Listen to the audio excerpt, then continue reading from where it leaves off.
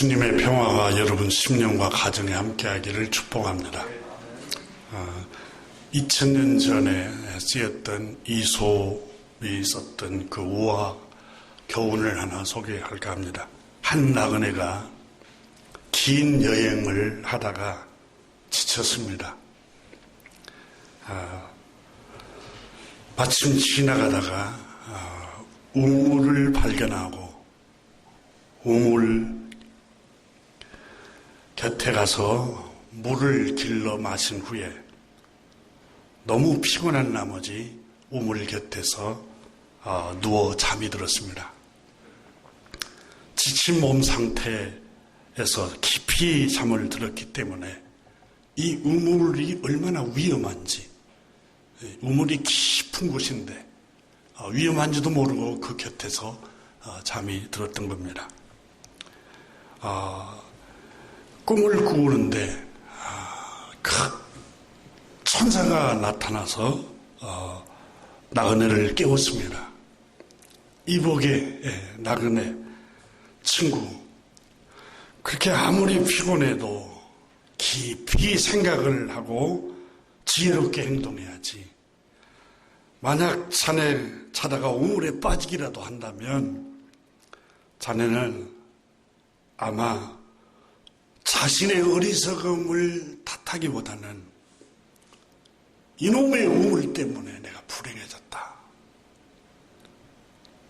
또 하나님이 어째서 이렇게 우물이 있는 곳으로 나를 인도해서 잠자게 해서 이렇게 불행하게 되었는가 하고 하나님을 원망할 걸세. 이 얘기를 그 우화에 적고 있습니다. 우리가 살고 있는 세상은 하나님께서 은혜로 주신 선물입니다.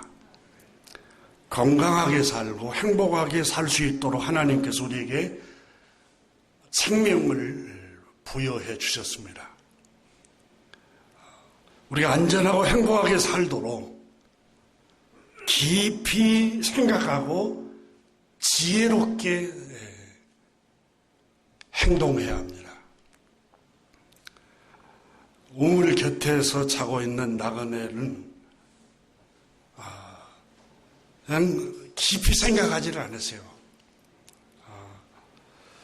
그래서 성경은 또 동양 고전이나 서양 고전에 옛사람들에게 인생의 길을 물으라고 말합니다. 너의 아버지에게 인생의 길을 물으라고 말씀합니다. 왜냐하면 다 인생을 살아왔기 때문에 산전수전을 다 경험하고 위험한 길이 어떤 길인지 또 성공의 길이 어떤 길인지 안전한 길이 어떤 길인지를 경험했기 때문에 물으라고 말했던 것입니다.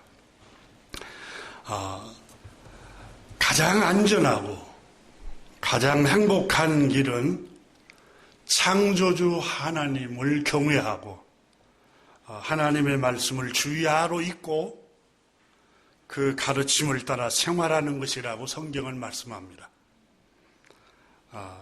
성경보다 여러분 지혜로운 책은 이 세상에 없습니다. 성경은 옛사람들이 기록한 책입니다. 그 옛사람들이 기록한 이 책에는 그 옛사람의 아무나 기록한 게 아니라 성령님의 감동이 되어서 기록한 책이기 때문에 영감이 넘치고 진리입니다.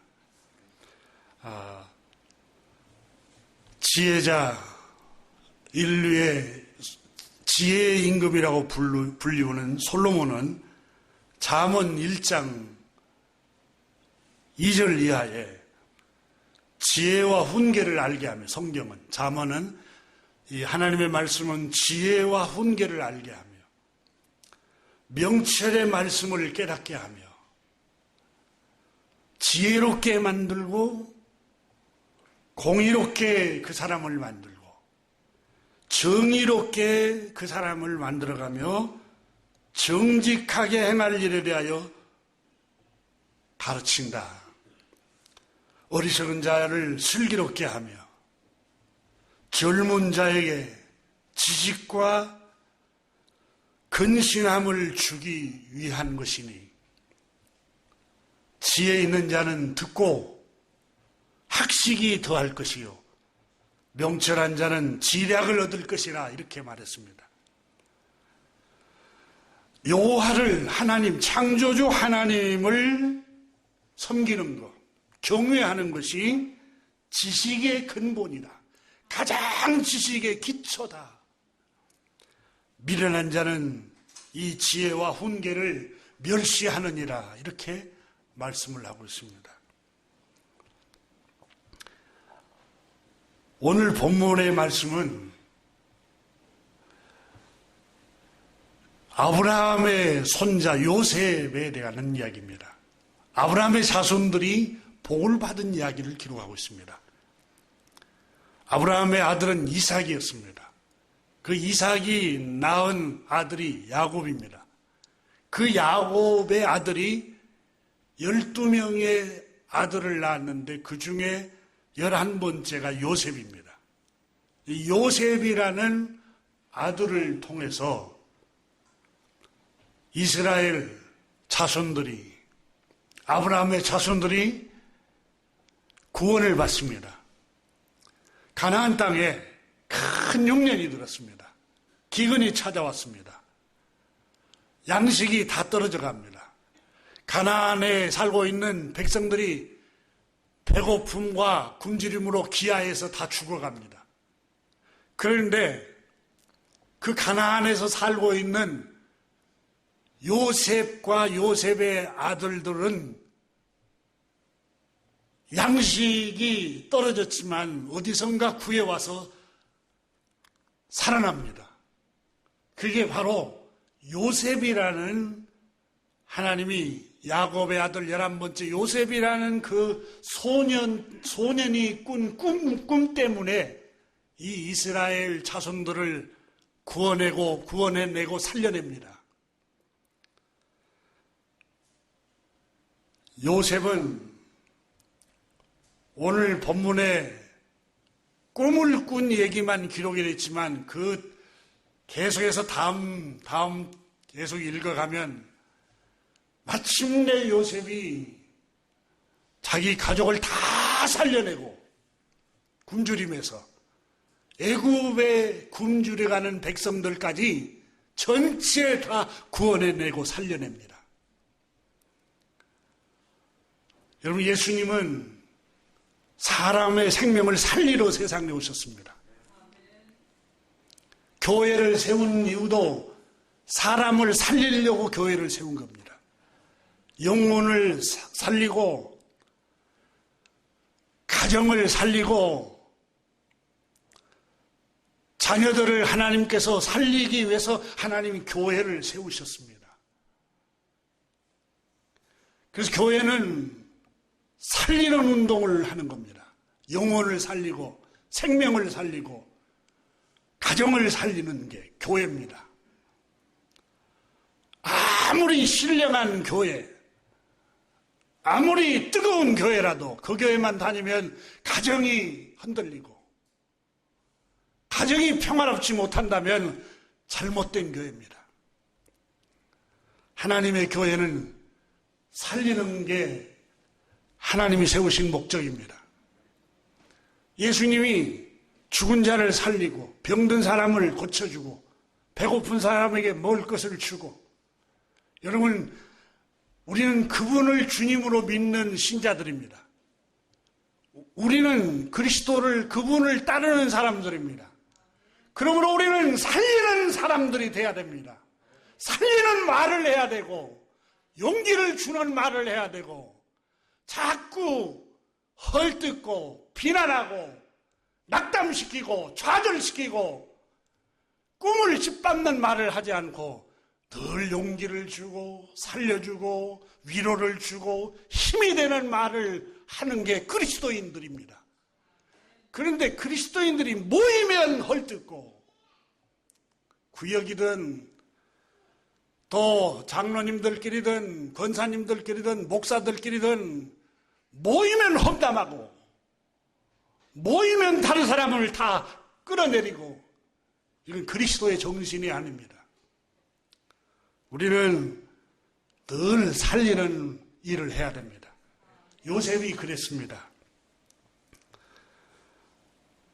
요셉은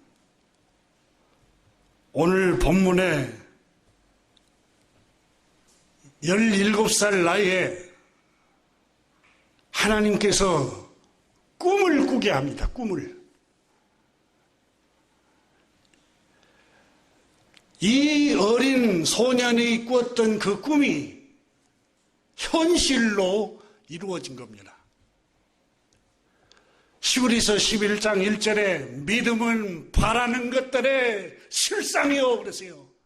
믿음은 우리가 꿈을 꾸고 바라보고 자꾸 소망하면 그게 현실로 다가온다는 겁니다. 간절히 꿈을 꾸면 그 꿈이 이루어진다고 성경은 말씀을 하고 있습니다. 행복한 꿈을 꾸십시오. 여러분이 건강한 꿈을 꾸고 또 늘 즐거워하는 꿈을 꾸십시오. 나는 가난하니까 행복할 수가 없어. 행복하지 못합니다. 나는 신체가 약하기 때문에 행복할 수 없어. 행복할 수가 없습니다. 아니야. 나는 하나님이 행복을 주실 거야. 여러분, 마음의 평안과 행복은 소유의 많고 적음과 상관이 없습니다. 초막이나 궁궐이나 내 주 예수 모신 것이 천국입니다. 하나님 나라입니다. 마음의 평화가 있으면 우리가 걸어다녀도 행복합니다. 여러분, 이사야 40장에 말씀했습니다. 소년이라도 피곤하며 소년이 가장 힘이 셀 때 아닙니까?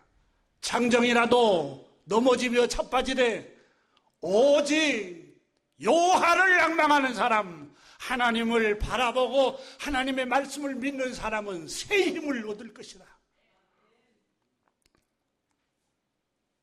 소년 요셉은 꿈을 꾸었습니다. 마음에 간절한 이상을 품었습니다. 하나님께서 꿈을 실제로 꾸게 해서 마음의 소원을 품게 된 겁니다.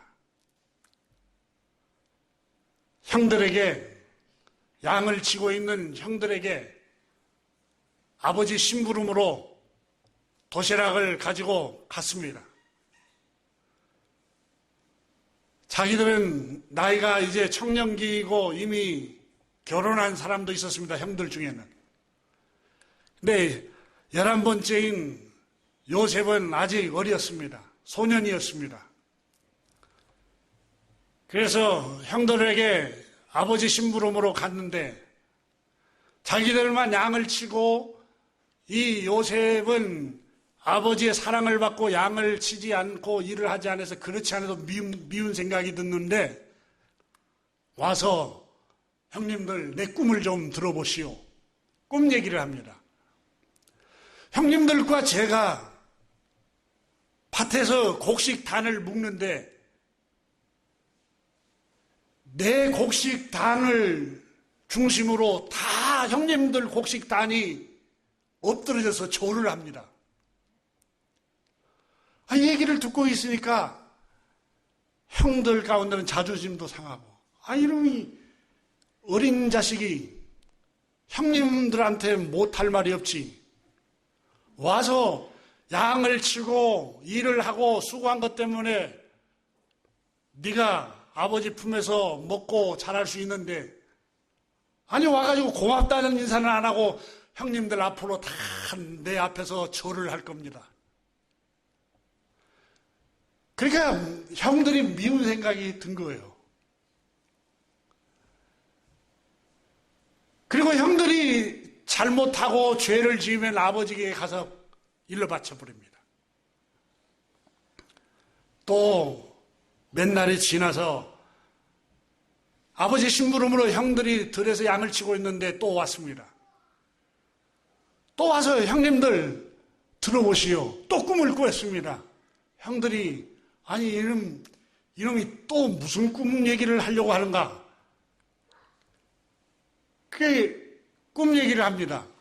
하루는 형님들 해와 달과 11별이 나를 다 둘러 있다가 나에게 다 절을 합니다. 그러니까 네가 우리 중에 왕이 되겠다는 말이냐? 우리 중에 내가 통치자가 되겠다는 거냐? 너무너무 기가 차고 어이가 없고 형들 마음을 상하게 했습니다. 형들은 이놈 자식 너무 버릇도 없고 안하무인이고 예의도 없고 무슨 꿈 얘기만 해서 자기가 제일 자기한테 다 절을 할 것이라고 이딴 소리나 했었고, 형들이 이놈을 없애버리자. 이 성경의 시기심이 나서 죽이려고 했습니다. 그리고 구덩이에 가둬버리고 마침내 애굽 노예로 팔아먹어버립니다. 은 20을 받고. 그 꿈을 꾼 얘기가 오늘 본문의 중심 내용입니다. 근데 마침내 애굽으로 내려가서 그는 끝까지 하나님을 섬기고 말씀을 지키면서 순결함과 경건함을 지켰다가 마침내 애굽의 총리로 하나님께서 높이 세우십니다. 디모데서의 바울 선생은 디모데야, 각각 가정에는 각자 다양한 그릇이 있단다. 금그릇이 있고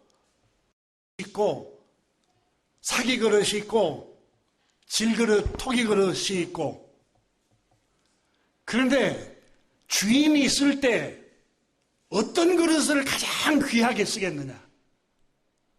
너 생각에는 값이 나가는 금그릇을 가져다가 가장 귀하게 쓰겠느냐? 아니면 도자기 같은 그릇을 가장 귀하게 쓰겠느냐?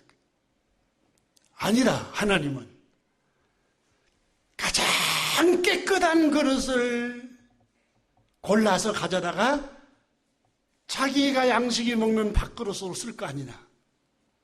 이와 같이 누구든지 자기를 깨끗게 하고 자기를 경건하게 하면 하나님이 귀 쓰는 그릇으로 사용할 것이다. 요셉은 여러분, 보디발의 아내가, 젊은 아주 매력적인 아내가 그렇게 유혹을 해도 하나님 두려워하니까 끝까지 경건을 지켰습니다. 깨끗게 하니까 하나님이 높이 올려놓습니다. 하나님이 그 꿈대로 애굽을 통치하는, 세상을 통치하는 지도자로 하나님이 세우셨습니다. 물론 오해하지 마십시오.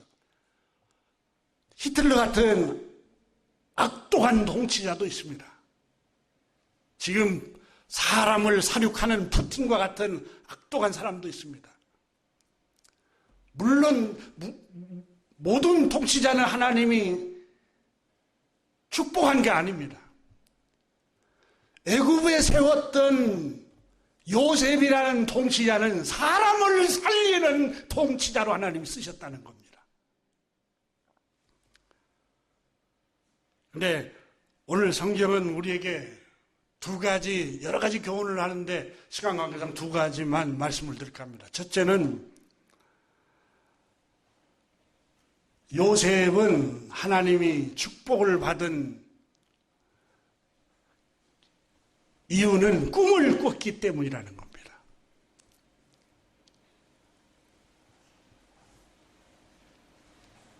여러분, 창세기를 이제 37장 우리 본문 읽은 이후로 쭉 읽으면 꿈꾸는 자가 오는도다, 죽여버리자. 그러면 꿈을 죽여버리자 그 말입니다.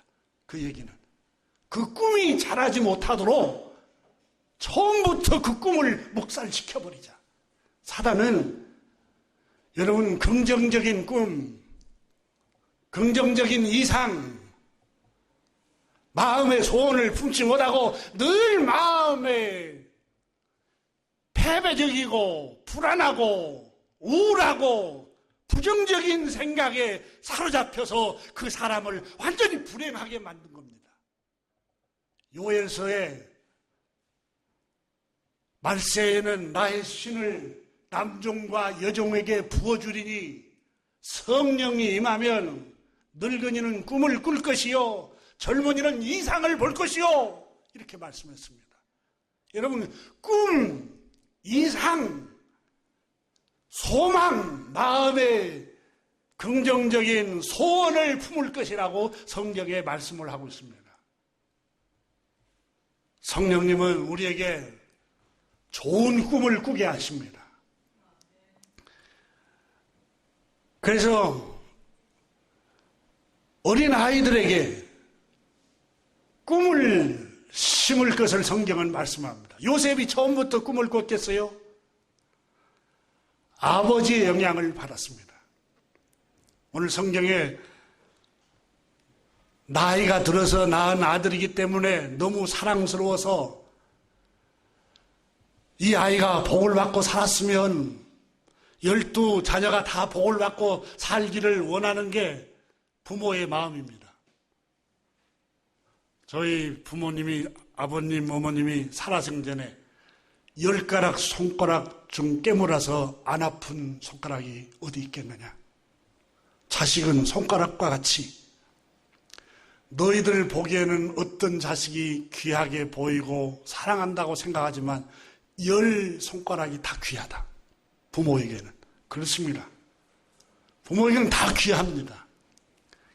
이 요셉하고 같이 있는 시간이 많았기 때문에 요셉에게 야곱은 자기 인생의 얘기를 했을 겁니다. 저희 아버님이 살아계셔서 계실 때 제가 학교를 다니고 이렇게 집에서 왔다 갔다 광주 시내 학교를 갔다가 또 금요일 날 이렇게 와서 같이 지내면서 늘 하시는 말씀이 일제 얘기만 하세요. 일제 탕광촌으로 끌려갔길래요. 그 탕광촌 끌려갔던 얘기를 자꾸 하시면서 이 나라는 너무 불행한 일제 강점기를 보냈단다. 계속 또 6.25를 경험한 얘기를 하세요. 안전하게 살아가야 될 텐데. 계속. 그러니까 이와 같이 아마 야곱도 자기 아들 요셉에게 계속해서 얘기했을 겁니다. 무슨 얘기를 했을까요? 생각해 보십시오. 이스라엘은 전통적으로 부모의 유산이 거의 8알이 장자에게로 유전이 됩니다. 전통적으로 그렇게 합니다. 그리고 3대가 같이 살아갑니다. 3대가.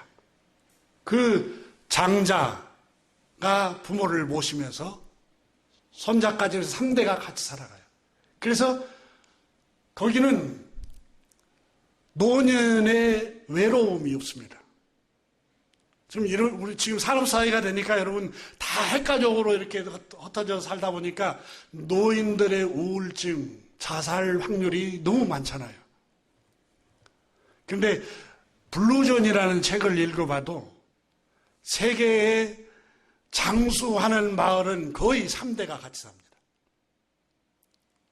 장수하는 마을은 외롭지가 않은 거예요. 부모 세대들은 자녀 세대의 자녀를 돌보고, 그러니까 손자 손녀들하고 얘기를 하면서 외롭지가 않고, 자녀들은 밖에 나가서 일을 하고, 그러면서 함께 부담감만 있어도 서로 교감을 나누고 사귐을 나누기 때문에 우울함이 없습니다. 근데 요즘은 너무 이기적이어서 부모 세대들도 자녀 애들을 보려고 하지 않고 봐주려고 하지 않아요. 스트레스 받는다고. 또 자녀들도 부모 부담스럽다고 함께 살려고 하지도 않아요. 병 들어가고 있는 거예요. 다 조금 여러분 건강하고 젊었을 때는 괜찮은데 사회가 우울증이 점점 많아지는 이유가 그 중에 하나예요. 물론 시대적인 상황 때문에 어쩔 수 없는 환경이라 부인하지 않을 수 없습니다. 이런 환경에 요셉은 아버지와 대화를 많이 합니다. 아버지는 나는 빈손이 되었다가 이렇게 두 때를 이루는 거부가 되었단다.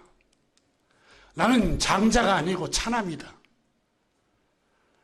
나의 형님 에서가 아버지 유산을 거의 다 물려받고 나는 빈손이었단다. 근데 하나님이 나에게 복을 주셨단다. 어떻게 아버님 복을 받게 됐어요?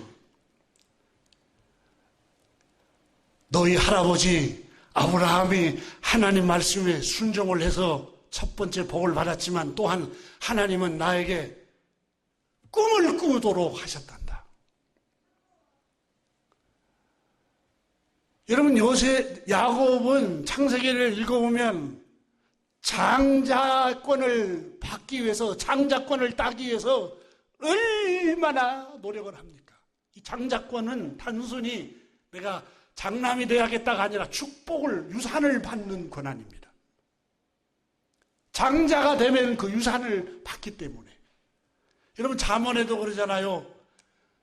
작은 부자는 성실함 때문에 오고 큰 부자와 슬기로운 아내는 지혜로운 남편은 여호와께로 말미암느니라. 여러분 당대에 내가 성실해서 일해서 어떻게 부자가 돼요? 우리나라 다 재벌들 거의 다 조상 때부터 물려받은 사람들이잖아요. 다 지주들이 대부분입니다. 물론 예외가 있지만 조선시대부터 일제 때 지주들 자손들이 기업을 다 하고 있어요. 근데 여러분 야곱도 간절한 소원이 장자권을 갖는 거예요. 근데 형님이 먼저 낳은 거예요. 에서가 먼저. 근데 내가 장자권을 어떻게 받아와야 되겠다. 그리고 기필코 나는 복을 받아야 되겠다. 마음에 강한 열망을 품은 거예요. 이게 꿈꾸는 거예요. 이게 마음의 이상을 품는 거예요. 팥죽을 끓여서 형에게 대접을 하고 그 장자권을 찾아오잖아요. 요셉에게 그 얘기를 했기 때문에 창세기에 기록되지 않았을까요? 그리고 결혼도 나는 너의 어머니인 나애라고 결혼을 하고 싶었는데 하란 땅에서 삼촌 라반이 레아를 먼저 줬는데 나는 간절한 꿈이 있었다. 내 사랑하는 사람하고 결혼하려고. 그 꿈대로 하나님께서 나애를 아내로 주어서 너를 생산했단다. 근데 그곳에서 삼촌 라반 집에서 낮에는 더위를 무릅쓰고 밤에는 추위를 무릅쓰고 노예처럼 너희 외삼촌이 노예처럼 부려먹었단다. 품삯을 10번이나 속이고 한 번도 주지 않고 나는 거의 가난뱅이로 살았는데 내 마음속에 하나님이 주신 꿈, 이상, 간절히 품은 마음은 나는 반드시 축복을 받고 말 거야. 이 꿈을 꿨단다. 그런데 여러분 하나님께서 그 요셉에게 설명했을까 합니까? 삼촌 라반의 양을 칠 때에 하나님 나에게 지혜를 주셨단다. 삼촌 품삯을 나에게도 속이지 말고 주세요. 그러면 나하고 계약서를 씁시다. 얼룩 무늬가 난 양떼나 염소나 블랙, 검정색 양떼가 나면 내 몫으로 주시고, 흰양이 나면 다 삼천 겁니다. 좋다. 라반이 영리합니다. 지혜롭습니다.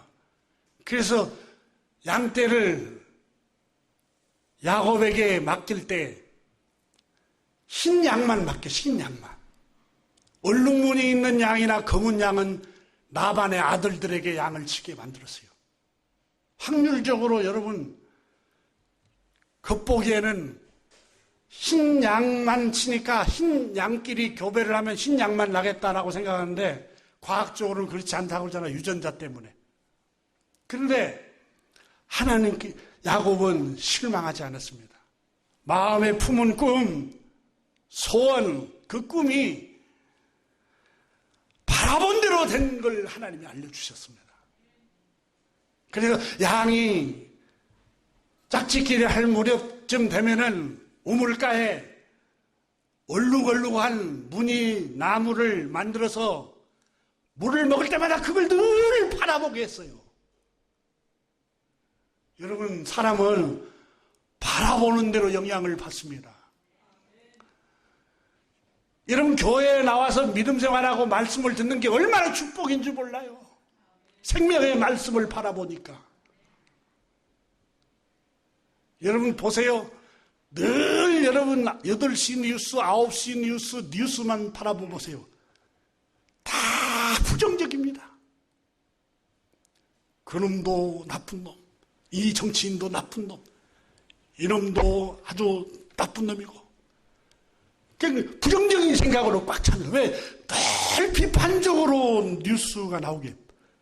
여러분, 굿뉴스는 없어요, 대부분. 그래서 세상을 보는, 돌아가는 것은 제목만 보고, 아, 이런 일이 있었구나 하고만 보지, 구체적으로는 볼 건 없어요. 부정적이니까. 그래서 야곱은 짝짓기 할 때 그 우물에 얼룩무늬 있는 나무 가지 껍질을 놔놓고 늘 새끼 볼 때 그걸 바라보게 했어요. 바라보게. 그렇게 바라보게 하니까 새끼를, 또 싫은 양이 올 때는 세워놓고, 약한 양이 올 때는 그걸 세워놓지 않고, 그러니까 싫은 양이 새끼를 베고 양을 낳는데 다 얼룩무늬 양을, 블랙 양을 생산하는 거예요. 그게 거부가 된 거예요. 이게 성경에 상세히 기록이 되고 있잖아요. 근데 놀라운 것은 여러분 3, 4천 년 전에 이 놀라운 계시를 하나님이 해주셨어요.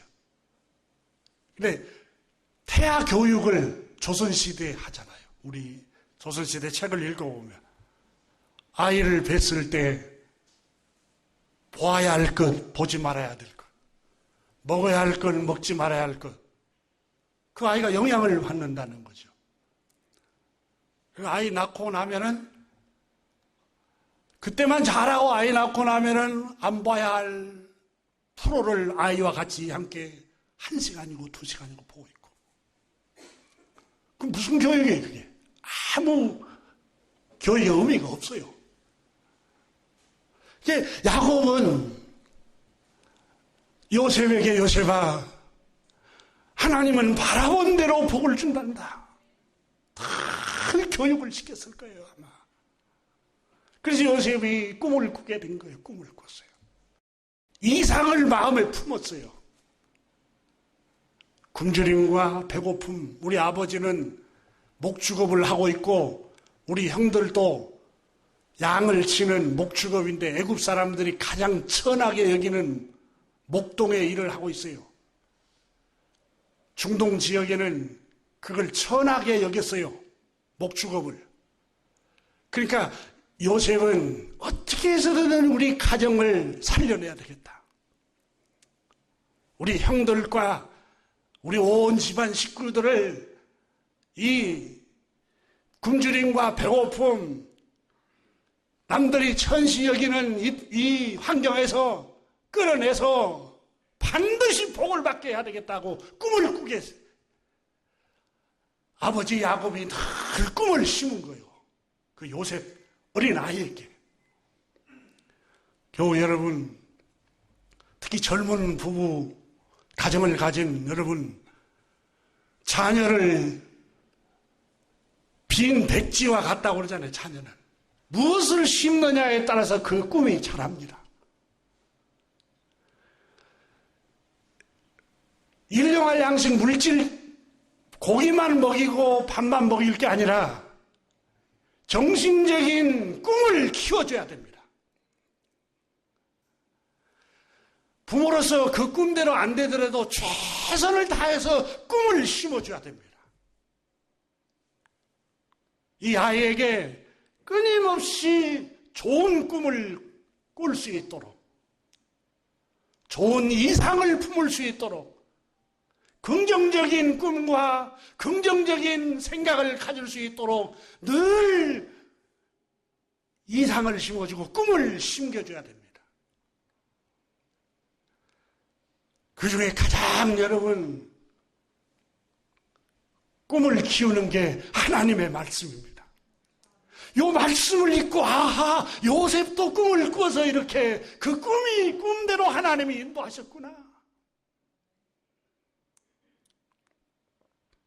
잠언 22장 6절에 마땅히 행할 길을 아이에게 교육을 시켜라. 어린 아이에게 그리하면 늙어서도 그것을 떠나지 아니하리라. 잠언 29장 18절에는 지혜자 솔로몬은 묵시가 없으면 백성이 방자히 행하거니와 율법을 지키는 자는 복이 있느니라. 방자히 행한다는 말은 허비한다, 허랑방탕한다, 절제를 못한다는 뜻이에요. 묵시가 없으면 방탕한다는 거예요. 그럼 묵시라는 말을 성경을 여러분 원문에 히브리 말로 하존이라는 단어를 찾아보니까 꿈, 요셉이 꿨던 그 꿈, 그러니까 우리가 말하는 저녁에 꿈 꿔가지고 개꿈이 아니라 비전을 말합니다. 환상, 계시, 하나님의 말씀. 하나님의 말씀은 여러분 환상이고 계시고 미래지향적입니다. 마침내 복을 줄 것이라는 게 하나님의 말씀이에요.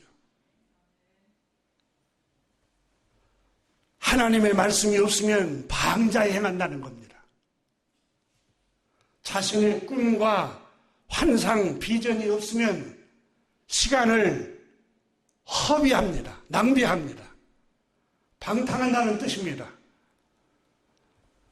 방자에 행한다.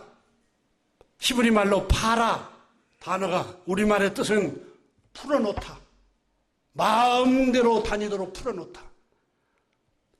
드러나다, 떠나게 하다, 발가벗기다, 자제력이 부족하다 이런 뜻입니다. 묵시가 없으면 방자에 행한다는 거예요. 어린아이, 자기 어린아이에게도 꿈이 없으면 방자에 행해요. 방자에. 아버지도 꿈이 없으면 직장만 다녔지 방자에 행하고, 엄마도 꿈이 없으면, 묵시가 없으면 남편 직장을 가고 아이들 학교 보내놓고 방자에 행합니다. 마음속에 비전을 품고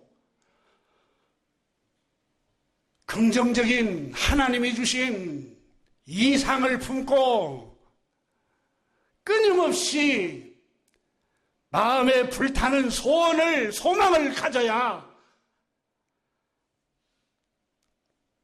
시간을 아낍니다. 공부를 합니다. 그 꿈이 이루어지도록 인내할 줄 압니다.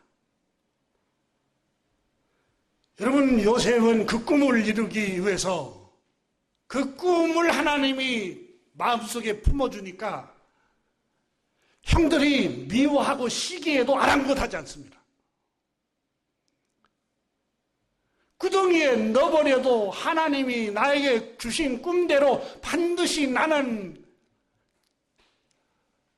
백성들을 굶주림으로부터 살리는 사람이 될 거야. 여기서 반드시 구덩이에 갇혀서도 하나님이 나를 구원하실 거야. 애굽의 노예로 형들이 팔았음에도 불구하고 하나님이 언젠가는 지금은 나에게 시련이 왔지만은 반드시 하나님이 정금같이 나오게 하실 거야. 요셉이 품었던 그 꿈은 주변 환경이 멸시를 하고 조롱을 하고 비웃고 조소하고 폭력을 가해도 견딜 수 있었던 것은 마음에 하나님이 주신 그 꿈이 있었기 때문에 그 꿈이 그 사람으로 하여금 그 시련을 견뎌내게 한 겁니다. 하나님께서는 그 사람에게 복을 주기 전에 먼저 마음에 간절한 소원을 주십니다. 여러분 빌립보서 2장 13절을 한번 열어보십시오.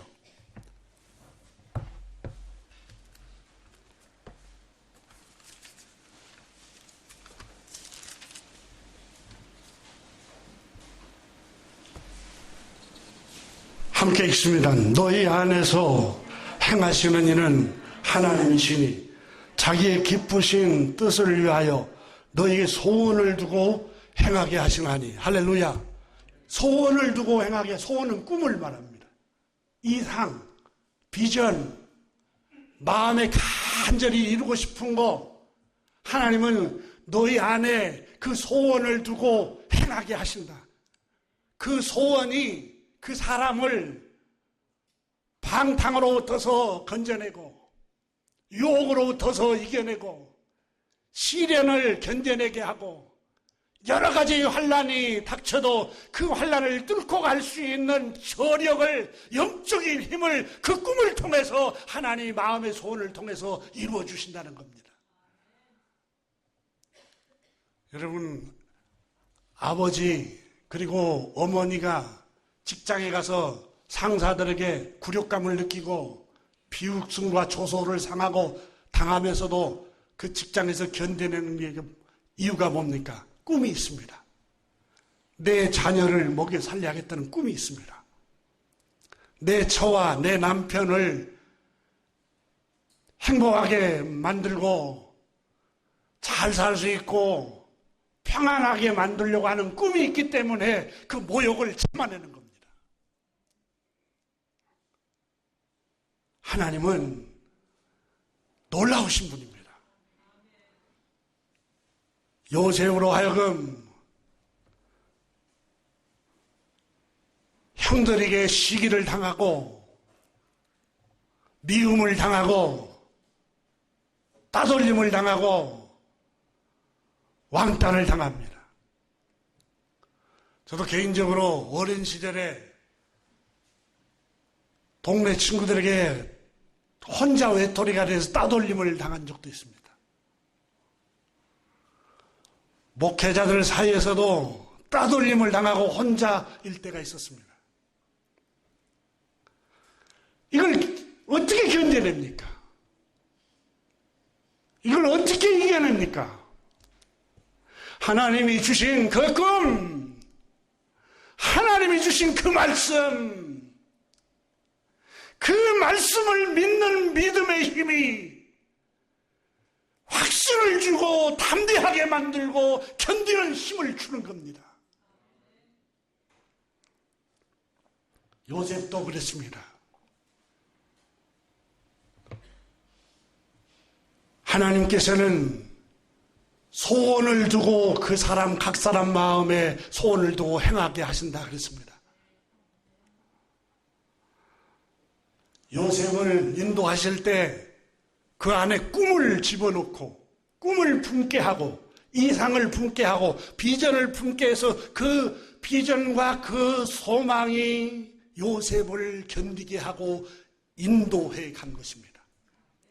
성령님의 비추는 빛이 되어서 그 꿈이 늘 요셉을 인도해 갔습니다.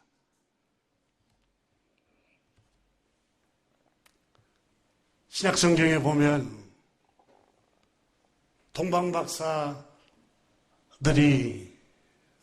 주님을 경배하기 위한 꿈을 꾸지 않습니까? 그런데 주님을 경배하기 위한 그 꿈이 하늘의 별빛처럼 빛이 되어서 그를 인도해 갑니다. 그렇지 않습니까?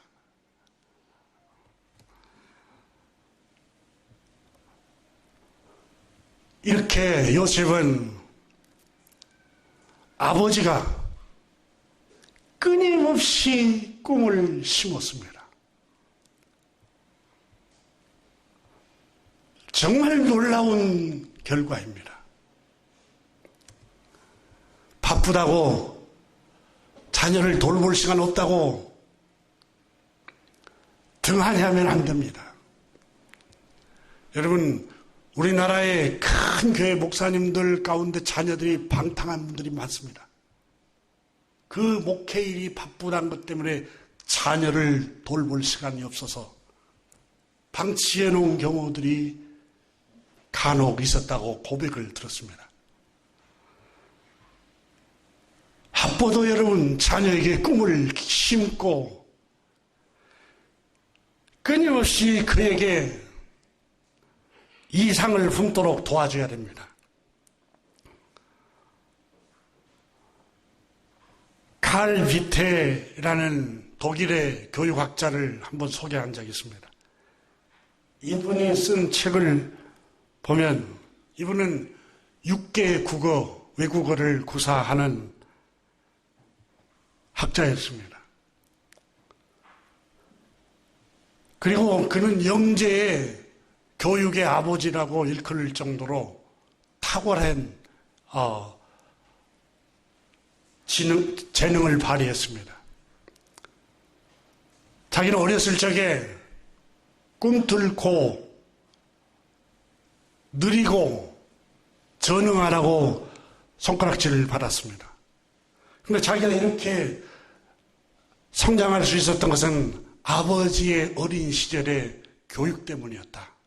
그 책에서 고백했습니다. 그러면서 그 책에서 그는 몇 사람 예를 듭니다. 단테라는 신라곤을 썼던 시인, 어린 시절부터 아버지의 영향력으로 그 당시 학자인 마디나에 보내져서 라틴어, 수사학, 고전문학, 다양한 문학을 접하게 했던 그 교육과 꿈을 심은 그 아버지의 영향력 때문에 훌륭한 세계가 다 존경하는 단테 시인이 되었다고 예를 들었습니다. 또 한 사람의 예를 드는데 레오날도 다빈치라는 사람도 부모의 영향을 때문에 역사에 사라지지 아니하는 정말 훌륭한 예술가가 되었다는 것입니다. 어려서부터서 예술과 천문학 지리에 밝은 당대의 베오키오라는 사람에게 아버지가 보내서 어린 시절부터 교육을 시켰다는 겁니다. 조각가인 미켈란젤로도 어릴 적부터 부모님이 아닌 유모에게 길러졌지만 그 유모 남편이 조각가였답니다. 그 유모 가정에서 유모 남편이 조각을 하는 그 조각하는 걸 보고 이 미켈란젤로가 잘하게 됐다는 겁니다. 그 영향력 때문에 훌륭한 세계의 이름이 사라지지 않는 미켈란젤로로 조각가로 예술가로 남게 되었다는 겁니다. 르네상스 시대의 3대 화가로 꼽히는 라파엘이라는 화가가 있었습니다. 이 사람도 아버지의 세심한 교육, 이 어린 시절부터 꿈을 심고 유년기부터 계속 교육을 받고 그 꿈이 이루어질 수 있는 환경으로 몰아간 것 때문이었다고 이 학자는 그 책에 적고 있습니다. 그는 고백하기를, 나는 사람이 타고난 모든 재능과 감각은 어렸을 때 훈련하지 않으면 평생 그 기능을 발휘하지 못합니다. 라고 그 책에서 적었습니다. 사람은 다 타고난 재능이 있습니다. 참 신비해요. 어떤 사람은 학문할 수 있는 재능이 있지만 어떤 사람은 기술을 익히는데 공부 잘하는 사람이 못하는 기술을 익히는 데는 탁월한 재능이 있고 어떤 사람은 그쪽 분야를 못하는데 순발력이 있어 운동하는 감각이 탁월한 감각을 갖고 있는 사람이 있습니다. 또 어떤 사람은 그 분야는 없는데 계산하고 수적인 개념에 민감해서 계산을 하고 논리적인 것에 타고난 사람도 있습니다. 또 다른 사람은 다른 것은 몰라도 관찰력이 뛰어나서 그림을 그리는데 탁월한 재능을 갖고 있는 사람이 있습니다. 각 사람에게 다양한 재능을, 달란트를 주셨습니다. 그런데 우리나라는 획일적으로 공부만 잘하고 인류대만 가면 그 사람이 훌륭한 사람이에요. 그게 아닙니다. 성경은 분야만 달랐지 달란트가 각자 다 다릅니다. 교우 여러분 자녀들, 여러분 손자, 손녀들을 살펴서 어떤 부분에 달란트가 있는지 그걸 잘 개발을 시키고 꿈을 심어서 그 꿈이 이루어져서 그 꿈으로 하여금 그 아이도 행복하고 그 가정도 행복하고 그 아이로 하여금 많은 사람들을 살려내는 꿈을 꾸도록 기도하시기를 주의 이름으로 축원합니다.